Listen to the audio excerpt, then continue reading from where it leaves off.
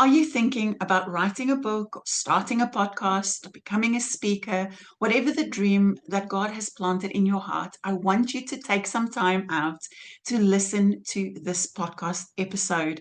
It's going to help you establish your identity, your purpose, and your calling as a kingdom communicator.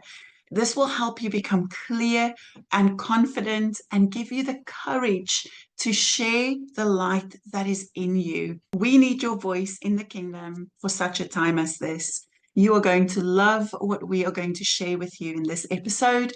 I hope you enjoy it. Welcome, awesome authors. You are listening to the Answering the Call to Write podcast. I'm your host, Melissa Farndale, and this episode is brought to you by Paper Crown Media. Hello, awesome authors, and welcome to this episode of Answering the Call to Write. Today, I have an awesome guest. She is one of our amazing team members at Paper Crown Media. Andrea John. She's a publishing consultant as well as the person who heads up all things formatting. Absolutely excellent at what she does. She's also a very dear friend of mine, and she is an author of a book called The Journey. She is a podcast host of, I think, several podcasts, but this particular one she's doing currently is Destiny Awaits. And I'm super excited to talk to her today about the topic of identity, purpose, and calling, because I know we are kindred spirits and we have the same thoughts about this topic.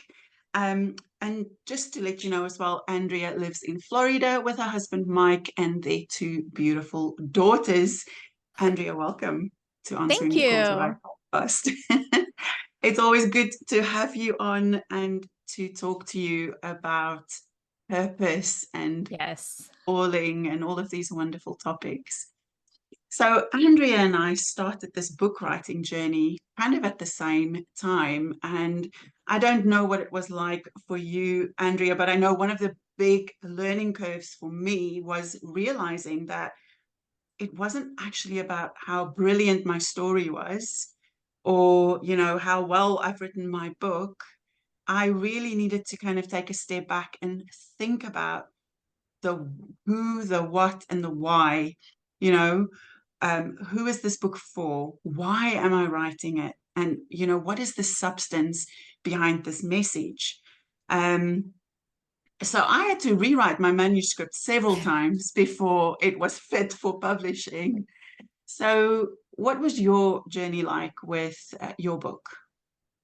Well, when we met, I was actually thinking about this yesterday. It was 2019 because it was right before the pandemic when we met. And we were at different places. I think you had already written your book in some form or fashion. I had not yet started mine at all.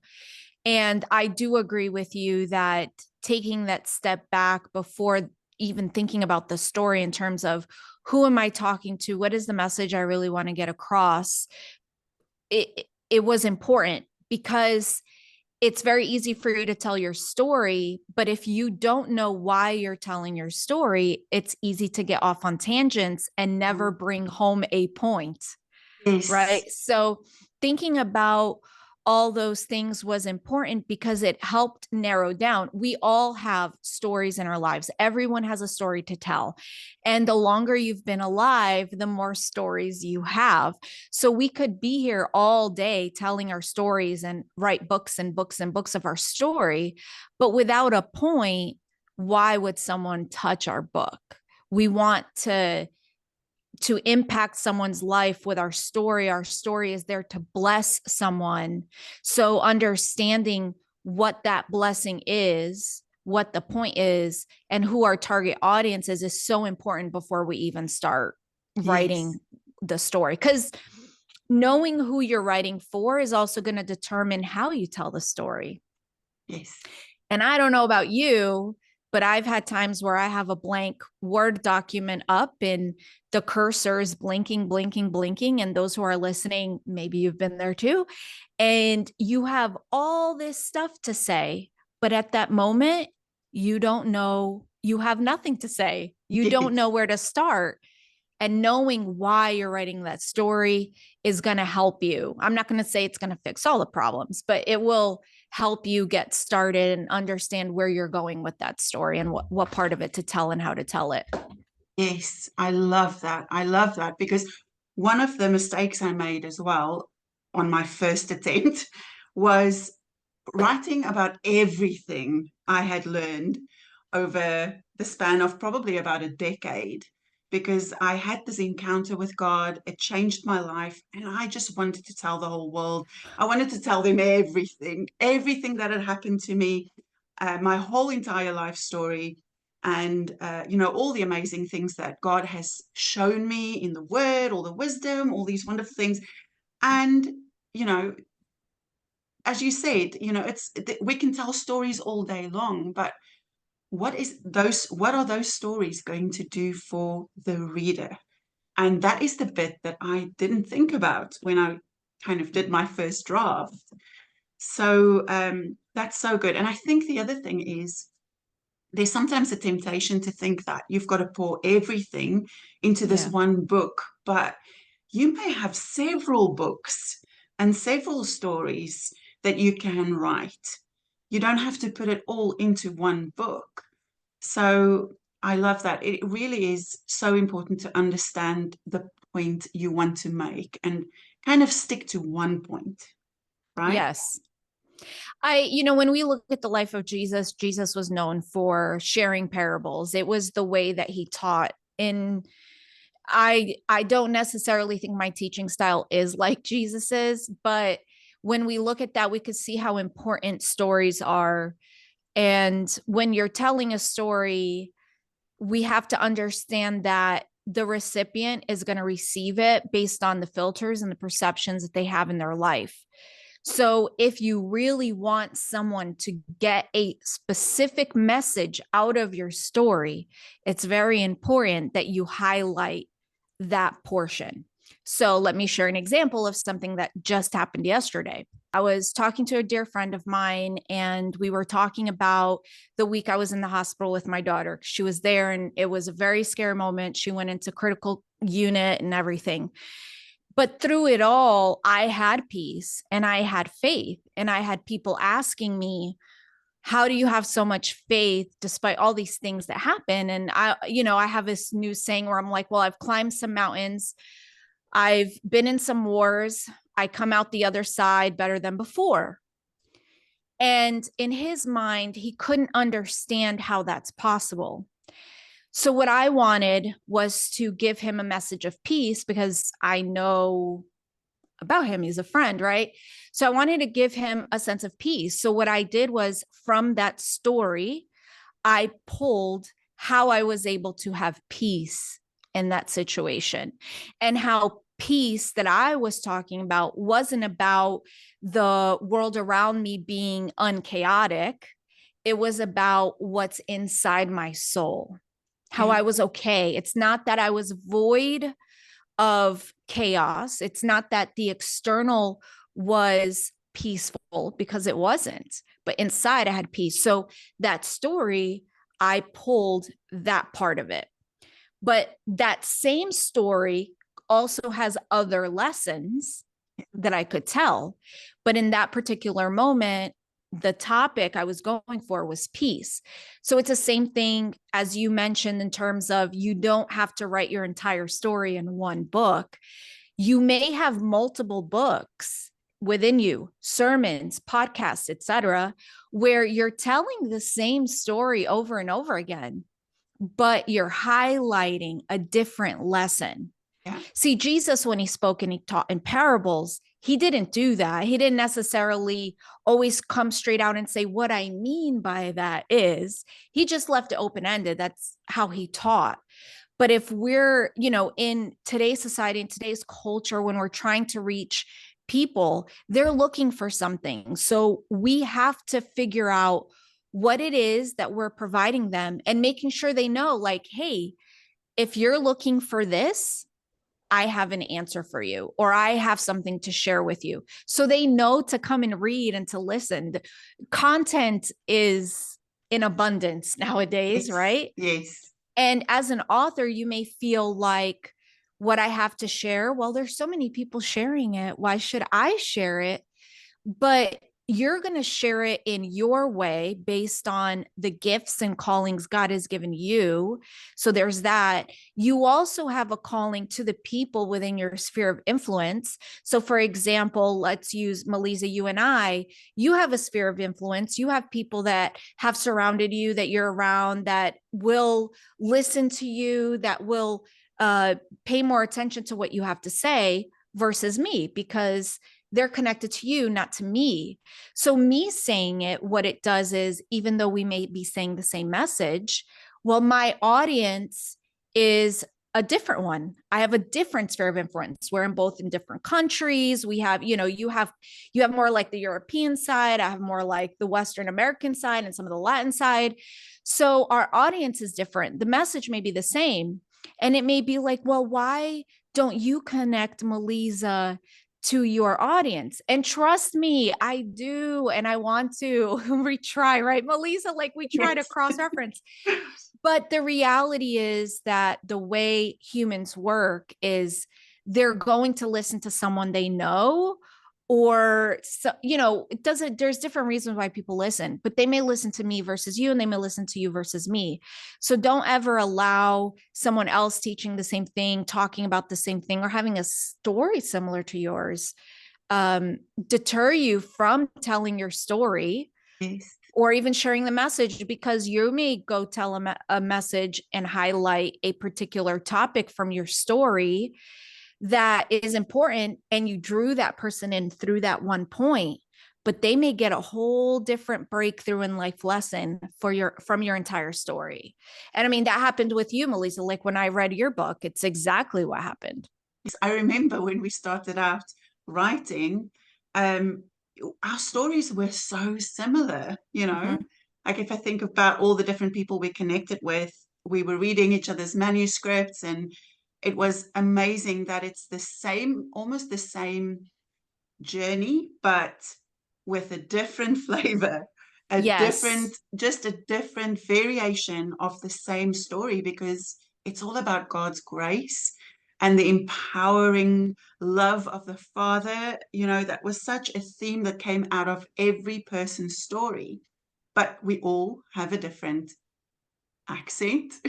We all have a Yes. different geographical base that we live in and minister to and have reach in.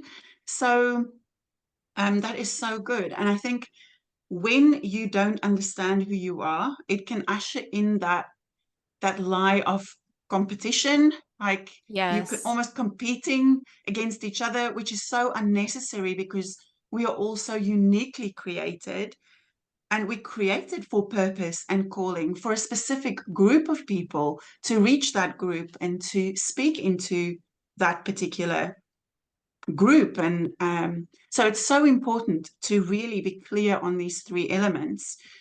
And for me, it's identity, understanding really who you are, what makes you unique, what gives you your flavor and your colors and your personality type, your giftings, your special way of communicating, and embracing those unique qualities as well. Because sometimes we can try and disqualify ourselves because we think, oh, well, I'm not particularly good at this and I'm not particularly good at that. Yeah. But when we understand who we are, what we carry, and how uniquely we are created, and even our weaknesses, I think, God can use those things to really speak into other people who are battling with the same things that we are battling with. So it's really important to understand who you are, and then understanding your purpose for me is very much about what it is that you're carrying in the kingdom. What is that core message? What is that Mm-hmm. core purpose that you feel passionate about? What is the problem that you are called to solve in the world? Yep. If you can define that, I think it helps so much with how you write and communicate. And then understanding your calling. For me, calling has got to do with people. It's really Yep. knowing who you are called to serve in the kingdom. What do they look like? Where do they hang out? What is their day-to-day life like? What problems are they struggling with? And what is it that they need? Those questions are really super important to understand. Oh, absolutely. And as you know, I do ladies retreats, and I've recently been focusing a lot on this topic, right? Which is why we're talking about it: identity, purpose, calling, giftings, etc. And, the way I look at it is our identity must be founded on who God is, because we are made in the image and likeness of God. So ultimately, if someone wants to, so if you're listening to this now and you're saying, how do I know my identity? How do I know who I am? Well, you don't need to look any further than God. He is who's going to define that for you. And what I mean, I don't mean that in a mysterious way. I mean that in a very obvious way. When you come to know who God is, you will come to know who you are. God is love. You are love as well. When we look at the fruit of the spirit, when we look at 1 Corinthians 13 and definition of love, those are all things that describe God in essence. And it also is something that should describe you. Now, you may look at that and say, but I don't look like that. And that's okay, because we're human and we're flawed and we've been tainted, but we have all been predestined to conform to the image of Christ. So if you have veered off the path where you don't look like the image of God as much as you think you should, then we know that Jesus has made a way to allow us to get back to that place. And that's basically what that verse is saying when it talks about how we are predestined to conform to the image of Christ. You are called to look like Christ. And it doesn't say conformed, it says conforming. You are becoming. Now, when you come to know God and you start to understand who you are and your identity is based on who God is, it becomes a lot easier for you to understand your purpose. And I have an activity that I do. I've walked through it myself, being mentored by others, and I have walked others through this. And what I will offer is that if this is something that appeals to you and you're interested in having a session with me to determine what your purpose is, I'd be more than happy to sit with you and do this. But it's basically a methodology where we sit together, you tell me stories, I pinpoint themes within your story. And through that, we develop what we call a purpose statement. So, for example, my purpose statement is that I wake up every day with a passion to empower others to live their best life, to find their purpose and live their best life. So, everything I do every day is through that filter. If I'm doing something that's going to empower someone else to find their purpose and live their best life, then I'm good with doing it. It's a way to kind of determine priority. If it's not accomplishing that, so for example, an easy one for me to give as an example is like politics. I don't get involved in politics because it doesn't accomplish that purpose for me. For someone else, it may. For me, it doesn't. So I don't get involved in that topic at all when it comes to ministry or publicly. So I have a methodology, and I would love to help anyone find their purpose if this is something that you struggle with. And then in terms of calling, I think we do have the scriptures that talk about different gifts that people have outlined within scripture. I don't believe that scripture outlines every single calling and ministry that there is. I think that God utilizes what we have available, and just as He creates, we create too. And sometimes there's a ministry or a gifting that someone has that wasn't at the time that Scripture was written, it wasn't as advanced as we are now, right? So think about online ministry. Who would have thought? Right. But it's a foundation. It's you need to know who you are first, then understanding your purpose is next, and then your calling. So you may be an author, you may want to write a book, but you may also find that you're in a position like me where you're you enjoy doing podcasts, or you enjoy speaking, or you enjoy doing retreats, or you enjoy just speaking at your local church. And that's okay too, because that's what you're called to do.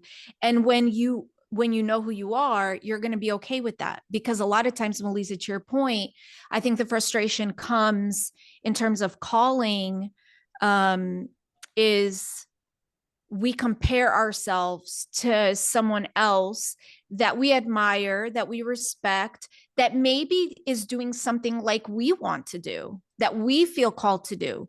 But, Melissa has a calling very similar to mine, but hers is unique to mine. It's different than mine. So I'm not here to compete with Melissa or to look at myself and say, man, Melissa is just doing so much more than me. Why is Melissa being more successful than I am, or whatever no, like, as a believer and a sister to Melissa, I'm here to champion Melissa, empower Melissa, help Melissa. That's what I'm called to do. And what that does is I wake up every day. If I have my purpose statement, I wake up every day wanting to empower others, right? To find their purpose, live their best life. And if I put my head on my pillow in the evening and say, I lived that, I woke up to do it, I did it, no matter how small. Maybe it was, like I was mentioning before, a conversation with a friend. That's all it was. It wasn't a podcast episode. It wasn't me preaching in church. It wasn't me finishing a manuscript. It was simply me having a conversation with a friend, providing them hope and leading them to find something that's going to make their life a little bit better. And I lie my head down and I feel fulfilled. That's what matters. Applauses, go, Andrea. Those are great because I'm a words of affirmation person, but but I think feeling fulfilled inside is really, really the key, and why those elements are so important, and making sure we start in the first spot, which is identity. Yeah. I often wish I could go back and actually establish those three things before I started writing my book. Tell me about it. Because I think it makes life so much easier as an author. And I want to speak specifically now to the people who are thinking about writing a book. And I just want to say, please take some time to just sit with these elements and ask the Holy Spirit to help you unpack them. At Paper Crown Media, we've got a workbook, a first steps workbook. The link is in the description below. So you can download this workbook. It's going to help you work through those three key elements. Like, what is your identity as an author? What is your purpose in the kingdom? And who are you called to serve? And it just makes everything so much easier, even your marketing, right? Yes. Knowing who you're speaking to and what it is that you are carrying, what is that substance behind your message. It is so, so important to clarify those things. So, Andrea, if people want to connect with you and they want to do a session with you around purpose, what is the best way to connect with you? So on Facebook, Journey with Andrea John, Instagram at The Journey with Andrea. I also have a website, andreajohn.com. And my podcast right now is called Destiny Awaits. So you can go to your favorite podcast app, look that up. You can go on YouTube. I'm there as well. And in terms of what we discussed today, identity, purpose, calling, that is really what my podcast is geared towards, is helping you find your identity, find your purpose, and learn how to walk those out. There's a difference between living your purpose and having goals. So, we talk about, break it down a little bit more, make it palpable, because it's a big topic, right? Yes. Like, yes. Even when we talk about, well, who is God? So who am I? Well, that topic's pretty big because we could talk about God all day long. Yes. So the podcast is really designed just to break down those topics and talk about it in chunks to help break it down. Yeah. You mentioned people booking a session with you. Do you want to add that as an offer? Yes, I'll definitely add it as an offer. If you are interested in that, you can either send me a message on social media or send me an email, hello@andreajohn.com. com, and then we can talk about it, make sure that we're aligned with the expectations, what you're looking for, so that when we meet, I'm able to offer you exactly what you're looking for to help you accomplish your goal, because that's really what it's about. We have goals and we want to accomplish it, so it's about getting you to that place. Yeah. Do you have any advice for someone who's listening to this podcast and they are just looking for that bit of encouragement to go and step into this arena of writing, publishing, communicating, whether that's writing a book or starting a podcast or becoming a speaker? What advice do you have for them? The number one thing that I will say is you have something to offer the world. That's why you're here. I have no question about that. So that's your starting place. You have something to share. You make the world a better place. It doesn't matter what it looks like, how big, how small, you have something to share, and it's important. So whatever method you decide to share that is completely up to you. But I would partner with God to understand how you're supposed to bring it out into the world. The other thing that I will say is, and while we were talking, I have this diamond. I don't know if you can see because I have my filter on, but I have this diamond on my desk because I see God as a diamond. He's multifaceted. He's not one-dimensional. There's so many aspects to who God is. And that's something that I talk about and where I believe we need to find our identity. And just as he is multifaceted, we as humans are multifaceted, and we're created to reflect the image and likeness of God. And when we do it together as a people, because in the beginning, God said it was not good for man to be alone. And then he gave Adam a companion. And while we can talk about that in the marriage context, I believe that that's also similar to community. God created, if we look at how God worked with Israel, it was the same thing. He was looking for a family and for a people to reflect him on earth. And what we all do is we all reflect a different facet of the diamond. And in order for a diamond to be a diamond, there has to be faces. You're never going to see a flat diamond. Diamonds are beautiful because they're clear, they're transparent, but they also reflect a rainbow, which is the promise of God. To me, it's like it reflects, like God is the diamond, but it also reflects God. And we are called to be that diamond. So like we had talked about earlier, your story may be similar to someone else's, or the message that you carry may be similar to someone else's, but you have a different facet of the diamond. And if you fail to share that, you're failing to share a facet of God that's uniquely given to you as a human to carry. Someone else is already sharing their facet. You don't need to mimic them or do what they're doing or have the same accomplishments that they have. You will have your own. Success in God's eyes is very different from human perspective. So someone may have 1 million followers, you may never. And that should not discourage you, because you may wind up changing more lives than that person who has 1 million followers. You may never know it. But again, what matters is what you have inside, and that you wake up every morning committed to doing what God has called you to do, and lay down every night fulfilled that you have done that thing. So those are the two things that I would share. It's, one, make sure that you understand you have a message to carry, and two, carry it in the way that God has created you to carry. There's something about the essence of God that's more pronounced in you than someone else. It's not that they lack, it's not that they're not late, it's just that there's something about you that God said, I want this person to reveal this thing about me because it's needed in the world. Yeah. And let someone else do what they need to do. Yeah, I love that, Andrea. And I think so many people can hold back because they are comparing and they are looking at other people and they feel like the little light inside them is not bright enough almost. Yes. And I was just reading in 2 Timothy 1. I know there's that famous verse about God has not given us a spirit of fear, but of power, love, and a sound mind. But the verse just before that actually talks about fanning into flame the gift that has been given to you, because God has not given you a spirit of fear. And I feel like there may be someone watching today, and you just need to hear that it's time to fan that Yes. that spark, fan it into flame, because what you carry is important in the kingdom, no matter how big, no matter how small.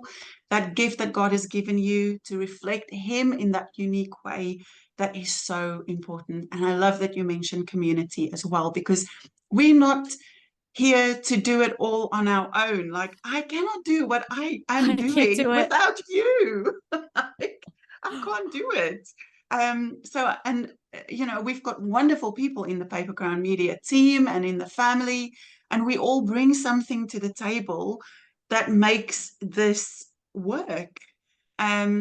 So it is all about everybody stepping into that place where they are called. Absolutely. We want to wake up those hearts and say, come on, people, it's time to shine. It's time to shine. And so I just want to encourage anybody listening, take some action today. Just do one thing: download the workbook, or connect with Andrea, or subscribe to the Paper Crown Media subscription. You will not be disappointed. There is so much encouragement and love in this community to help you step into your identity, purpose, and calling as an author, as a communicator, as a podcaster, whatever it is you feel called to. Come and join the family. We would love to help you on this journey. Yes. Andrea, thank you so much for sharing your heart and sharing your wisdom with us. I always have so much fun having you on the podcast. Yes. Thank you for having me. You're welcome. Thanks, everybody, for listening, and we'll see you next week. Bye.